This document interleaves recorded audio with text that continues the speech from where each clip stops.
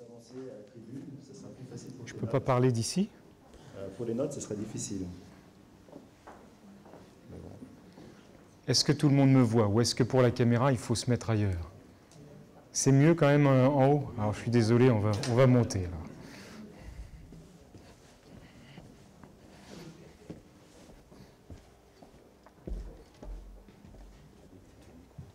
Ça marche tout seul? Très bien. Je vais quand même me mettre légèrement de côté parce que je souhaite ce soir, mesdames et messieurs, et puis chers amis, pouvoir m'appuyer aussi sur la projection qui sera derrière. C'est toujours bien de parler, c'est encore mieux quand on peut voir. Vous le savez comme moi, la mémoire est bien plus efficace si elle peut s'appuyer sur la béquille visuelle, on va dire les choses comme celle-là. Alors, je suis très heureux d'être lyonnais pour quelques heures encore, parce que pour moi, c'est l'occasion bien de vous rencontrer, bien entendu, mais aussi de partager. Il vaut mieux ça, alors. Vous voyez ? Eh bien, mais aussi de partager, à propos de la commande qui m'a été faite, l'action citoyenne et politique pour les chrétiens. Qu'est-ce que ça veut dire? Quels en sont les enjeux, les modalités pour aujourd'hui en particulier? On l'a rappelé, nous sommes en période électorale. Je le suis aussi, mais pas dans cette région, donc je ne fais pas campagne, vous en doutez. Je suis, deux petits mots de présentation, je suis maire d'une petite commune en Seine-Maritime, 650 habitants, et ma commune s'appelle Sotteville-sous-le-Val. Je suis papa, on vous l'a dit tout à l'heure, de 3 enfants, j'ai 42 ans. Ça aussi, c'est pour moi l'occasion de me présenter un petit peu. Je suis de métier instituteur, puis après professeur des écoles, puis directeur d'école, et puis aujourd'hui, je n'ai plus d'élèves, puisque j'ai une mission rectorale, je suis chargé de coordonner un ensemble de réseaux d'éducation prioritaire sur l'ensemble de la Seine-Maritime. Voilà donc où mes fonctions professionnelles m'ont conduite. Mais ce soir, j'aimerais réfléchir avec vous à l'engagement citoyen et politique. Je veux saluer aussi ceux qui, dans cette salle, ont déjà cet engagement. J'ai parlé tout à l'heure avec le maire de La Verpillière, c'est cela, je l'ai retenu? Alors, je suis très, très heureux, chers collègues, d'être en votre compagnie ce soir, croyez-le bien. On va essayer de se coordonner avec la technique pour que je puisse, au fur et à mesure, faire avancer le PowerPoint qui vous est présenté. Tout d'abord, je vais prendre le temps d'un petit préambule en 3 points et rappeler que le chrétien et les chrétiens dans leur ensemble sont dans l'histoire sans être de l'histoire. Alors, je ne sais pas si la diapo peut s'afficher avec les points qui suivent directement. Il suffit de taper sur... voilà. L'action citoyenne et l'influence politique des chrétiens, elle n'est pas nouvelle. Elle fait en tout cas aucun doute quand on considère l'histoire de notre pays. Le problème, c'est de savoir si elle a toujours été évidemment bénéfique ou pas. Mais la question ne date pas d'aujourd'hui, en tout cas. Ensuite, cette action, il faut le reconnaître, elle a marqué nos institutions et nos rapports humains. Bien des caractéristiques du fonctionnement de notre République s'est aussi appuyé sur l'inspiration chrétienne de notre culture. Aujourd'hui, les chrétiens, nous sommes toujours là, semences parmi les semences et hommes parmi les hommes. C'est le premier point de mon préambule.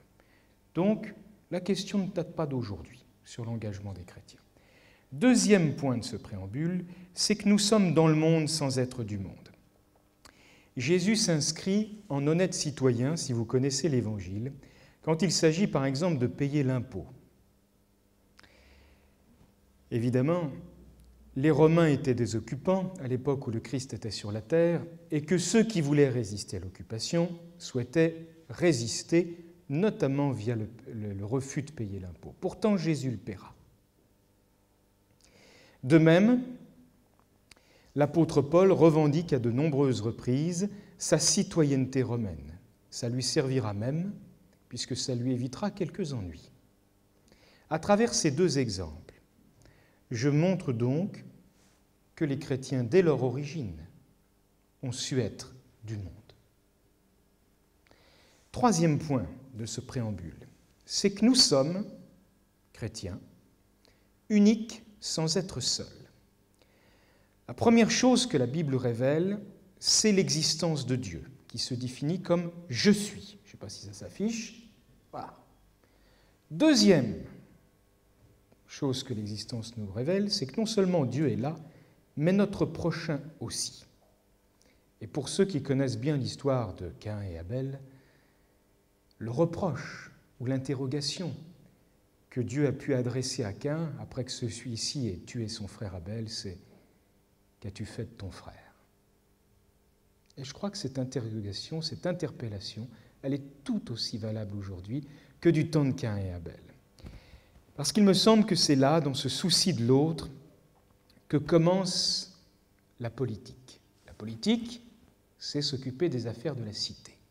Autant dire qu'on va s'occuper de l'art d'organiser notre vivre ensemble.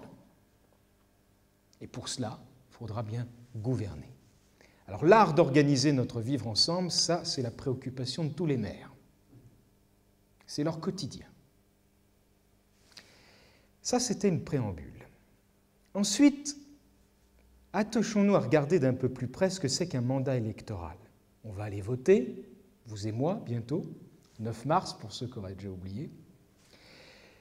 Eh bien, celui ou celle que nous allons choisir pour diriger nos communes, nous devons peut-être comprendre quel sera le sens de sa fonction. Et c'est la suite de mon exposé. Si on peut passer la diapo, voilà. Ah, alors j'ai oublié quelque chose avant. Je m'excuse, je fais un petit retour en arrière.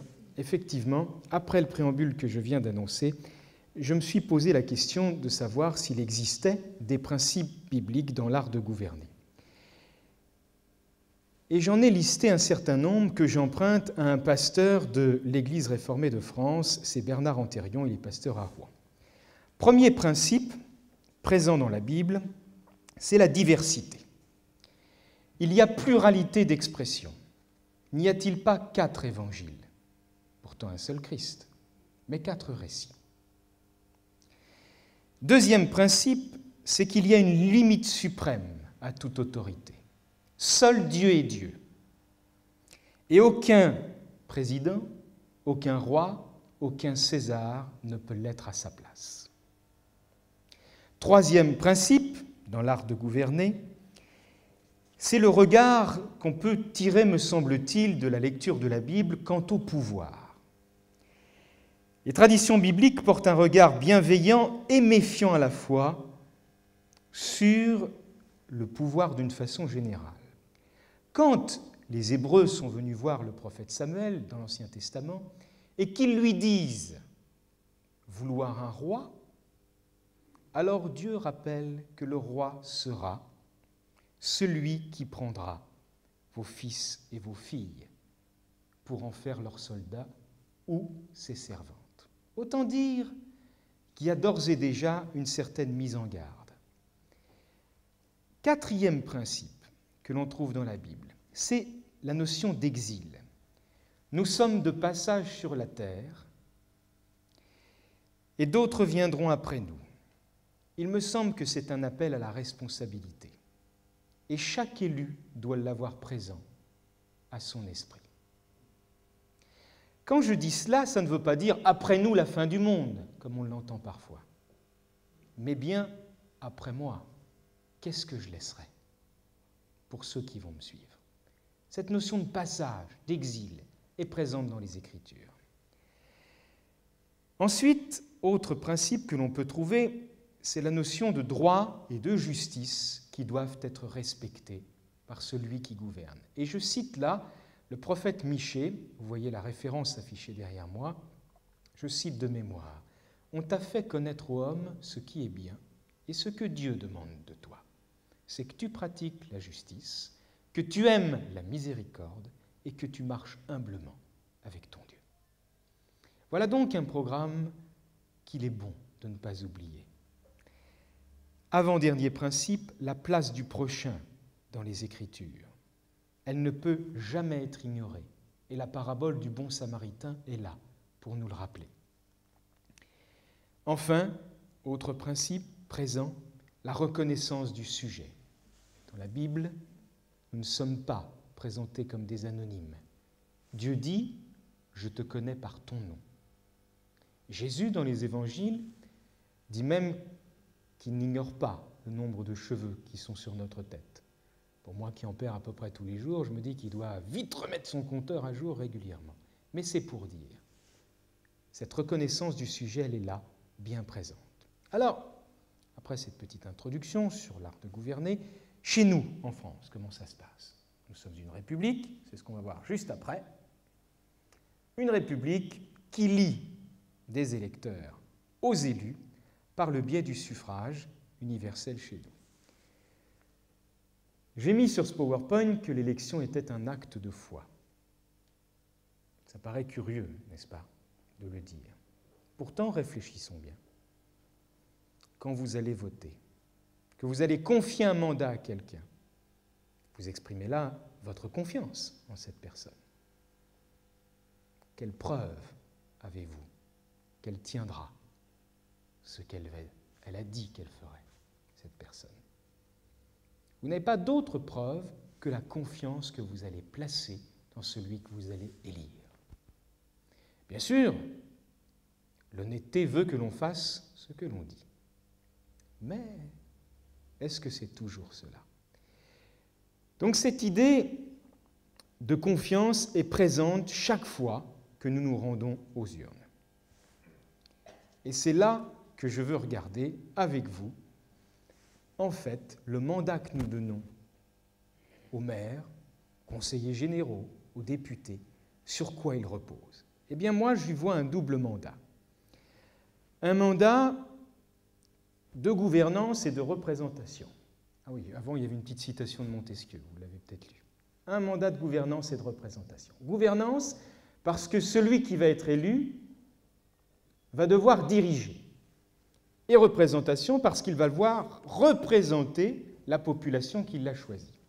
Et dans chacun de ces cas, sur chacun de ces principes, je vais développer avec vous deux points particuliers. Côté gouvernance, je parlerai de l'attitude et de l'aptitude de l'élu.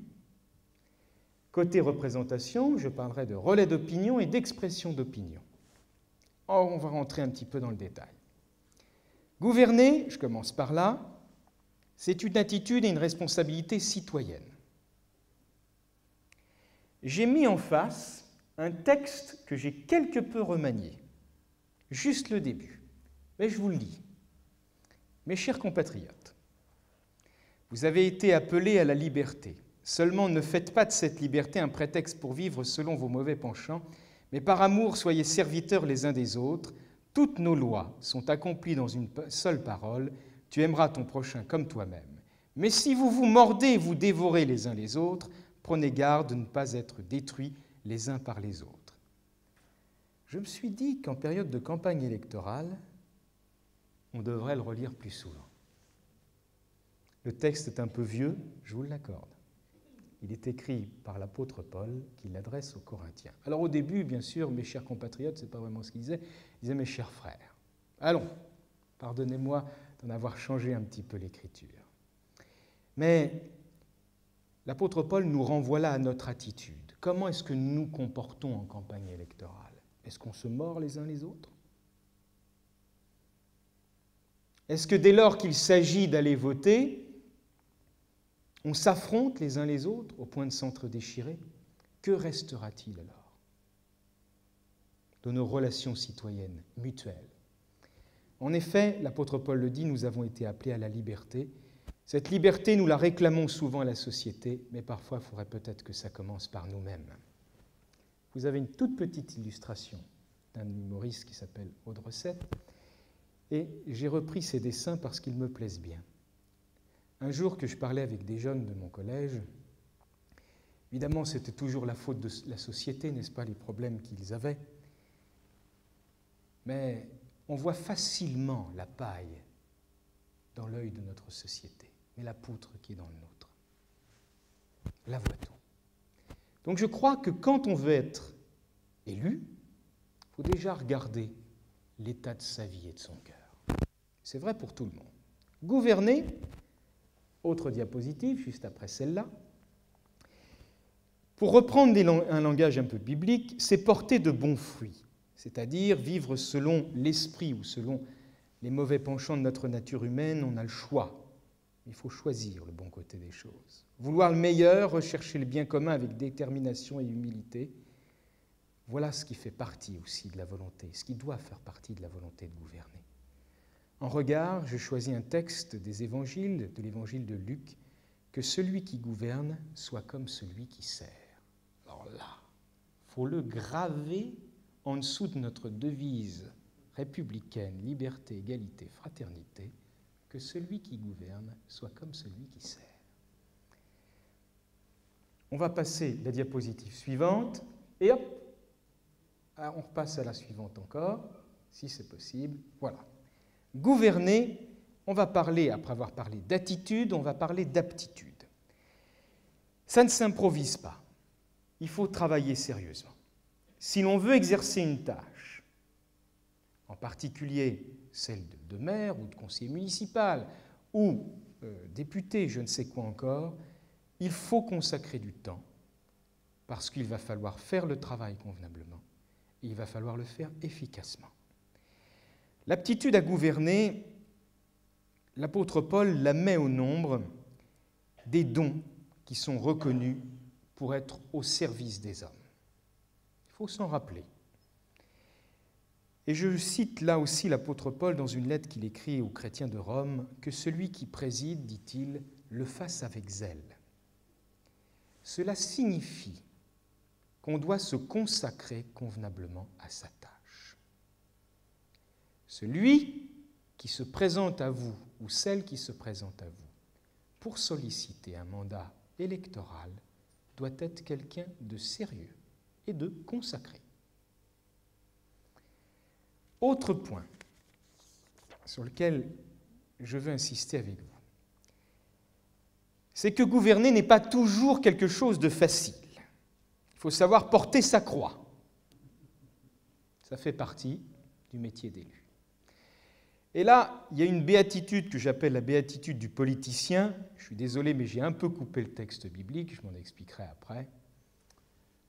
Heureux serez-vous quand on dira faussement de vous toutes sortes de mal. Peut-on l'être vraiment heureux dans ces moments-là? Bon, Jésus continuait à cause de mon nom, n'est-ce pas? Moi, j'ai mis 3 points de suspension parce que cette béatitude souvent me fait réfléchir. Il y a en politique, et c'est inévitable, des attaques personnelles. Mais est-ce que vous, ça ne vous arrive pas d'avoir des attaques personnelles dans votre travail? Dans votre quartier? N'est-ce pas? Le politicien ne fait pas exception. Et puis il connaît ce que j'appelle la frustration du prophète Ézéchiel. Quand Dieu, s'adressant à Ézéchiel, dit « Tu leur diras mes paroles, qu'ils écoutent ou qu'ils ne prennent pas garde. » Et des fois, mon collègue maire le dira peut-être, le reconnaîtra-t-il, j'ai l'impression de prêcher dans le désert. On est convaincu de quelque chose, et puis en face, il n'y a pas de réaction. Ça fait partie aussi du travail de politicien. Quand on s'occupe des affaires de la cité, il faut savoir accepter ces moments-là aussi. Ça, c'était pour la gouvernance. Vous voyez, j'ai balayé un certain nombre de notions. Maintenant, parlons de la représentation. Si on peut passer à la suivante, voilà. Représenter, c'est donner de la voix, c'est-à-dire parler de la part ou savoir être un porte-parole, un porte-voix. Ça aussi, c'est important. Quand on veut être élu, qu'on exerce un tel mandat, il faut être le porte-parole de sa population. Des gens qui ont voté pour nous, qui nous ont établis pour gouverner la ville que nous habitons. Je dis souvent, je ne pensais pas en devenant maire que je deviendrais un avocat.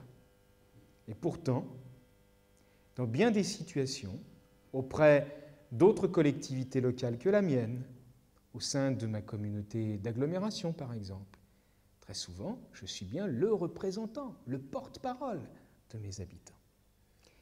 2 exemples, un exemple biblique qui viendra illustrer cela et que certains d'entre vous connaissent bien, c'est celui de la reine Esther dans l'Ancien Testament, qui a dû plaider la cause du peuple juif auquel elle appartenait, alors que celui-ci risquait d'être détruit.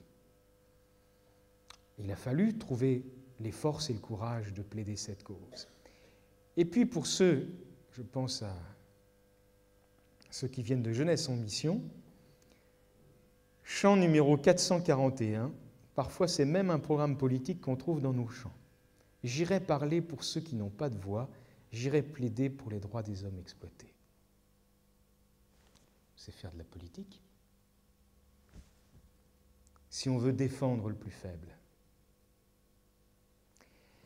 Représenter, c'est aussi pas seulement donner de la voix au sens d'être le représentant de ceux qui nous ont élus, mais également donner la voix, c'est-à-dire savoir guider. Quand on vous confie une commune, quand on vous confie un canton, il y a des décisions qui vont engager l'avenir des habitants. Eh bien, là aussi, c'est un aspect du mandat électoral, savoir conduire, savoir être visionnaire, avec sagesse et l'intelligence que peut nécessiter une telle tâche. J'ai mis une petite annotation derrière. Les ignorants et les inconséquents au gouvernement, c'est la mort au tournant, comme vous voulez, pour plagier une autre expression. Et j'y ai mis en regard un texte de l'Évangile, où Jésus, parlant des pharisiens de son temps, dit « D'eux, ce sont des aveugles qui conduisent des aveugles ». Je crois que malheureusement, c'est une des grandes difficultés de l'art de gouverner, c'est d'essayer de comprendre vers où on veut aller et où on va vraiment. Pourtant, ça fait partie de la responsabilité de ceux qui gouvernent. Alors après, vous avez un petit dessin humoristique, vous entendez « Ah, mais peu importe le chemin, l'important c'est d'être sincère ». N'empêche qu'on ne peut pas se permettre cela quand on gouverne. Sincérité ne suffit pas. Parce qu'on engage tous ceux qui vont marcher après nous.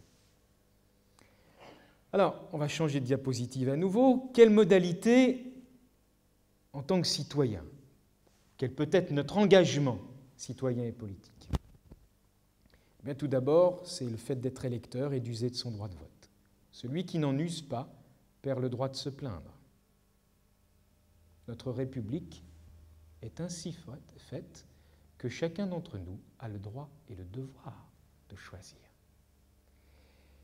Je crois qu'il est important en tant que citoyen de s'intéresser à la chose publique.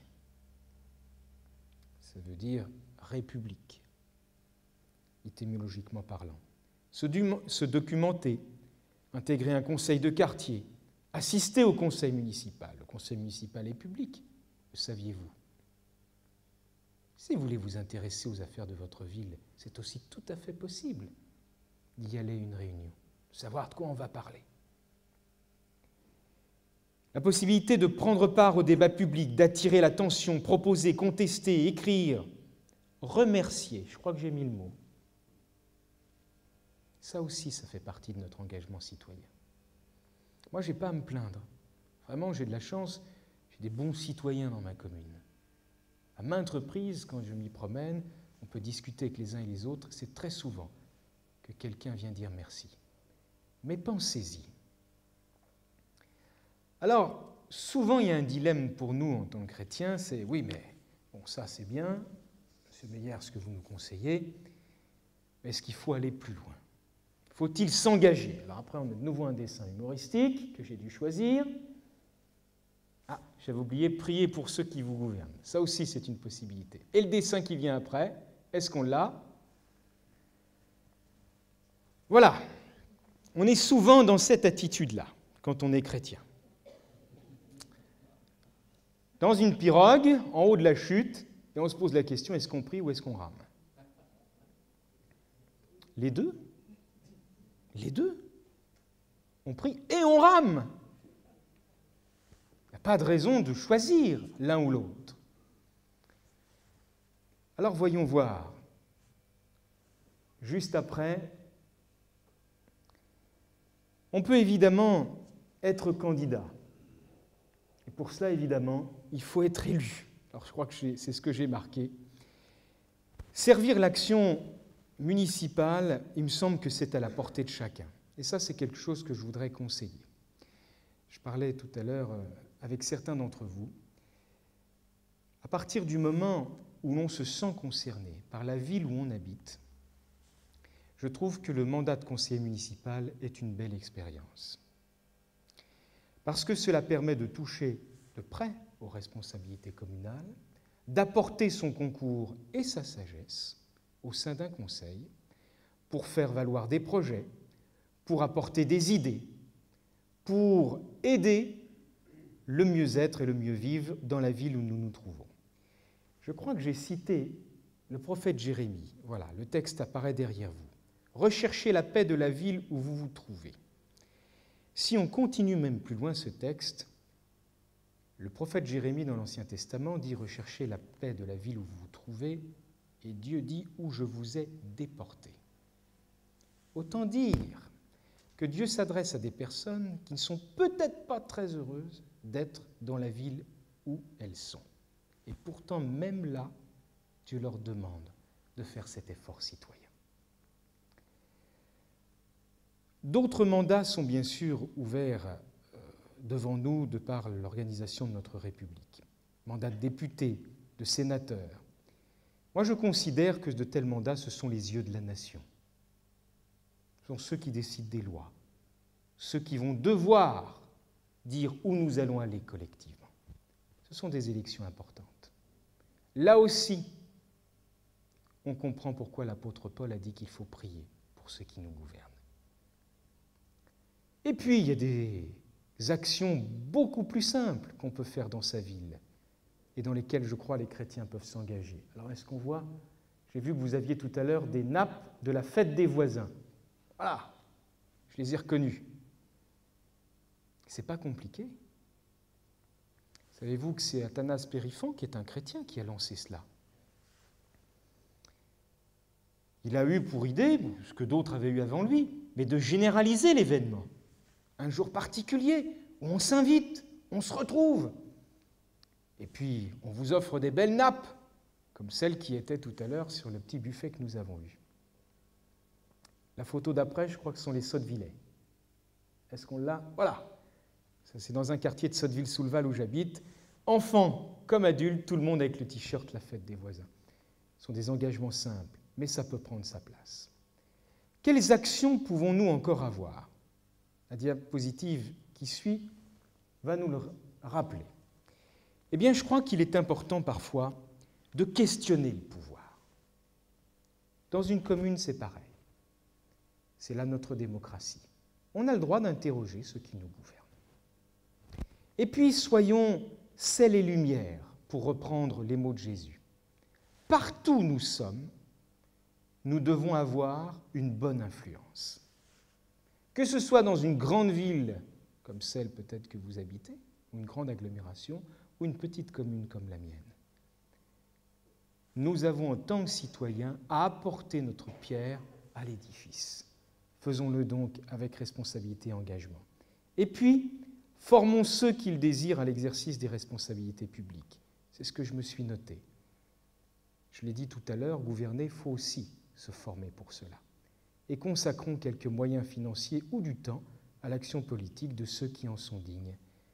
Ça aussi, j'ose le dire, parce que de la paix de la commune dans laquelle nous vivons dépend aussi notre paix et notre bien-être. Nous ne devons jamais l'oublier. Alors, est-ce que je n'ai pas réservé une citation pour finir? Voilà, je vais vous le laisser en point d'orgue, à méditer. Mais c'est ce que j'ai gravé c'est le mot, dans mon agenda. Ne faites rien par esprit de parti ou par vaine gloire. C'est une recommandation que l'apôtre Paul fait. Je ne suis pas sûr que ce soit une recommandation politique à proprement parler. Pourtant, elle peut s'y appliquer au champ politique. Et pour ma part, j'apprécie beaucoup l'avoir noté et essayer de me la rappeler le plus souvent possible. Alors, j'en ai fini de ce petit balayage, si je puis dire, rapide, sur qu'est-ce que l'engagement politique, en quoi cela consiste et comment l'envisager, sous quel angle le regarder.